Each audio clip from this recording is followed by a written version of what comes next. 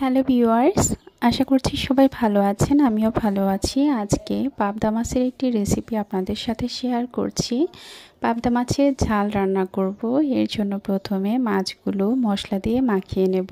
মাছের মধ্যে দিয়ে দিলাম হলুদের গুঁড়া, মরিচের গুঁড়া, ধনে গুঁড়া, স্বাদ মতো লবণ, সামান্য একটু জিরে বাটা আর কাঁচামরিচ ফালি। সবগুলো উপকরণ একসাথে ভালো করে মেখে নেব।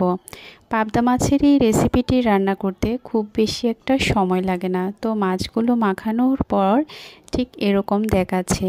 এই পাশে আমি চুলাতে একটা কড়াই বসিয়ে দিয়েছি। পরিমাণ মতো তেল দিয়ে দিলাম। এই গরম তেলে কালো জিরে ফোড়ন দিয়েছি। আজকের এই পাবদা মাছের ঝাল রেসিপিটি কালো জিরে ফোড়ন দিয়ে রান্না করছি।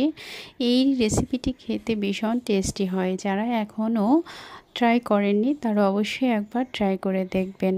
তো সামান্য একটু দিয়ে দিচ্ছি পানি, আর আমি মাছগুলো 1 মিনিটের মতো একটু ভেজে নিয়েছি যাতে করে মাছের গায়ের কাঁচা গন্ধটা না থাকে।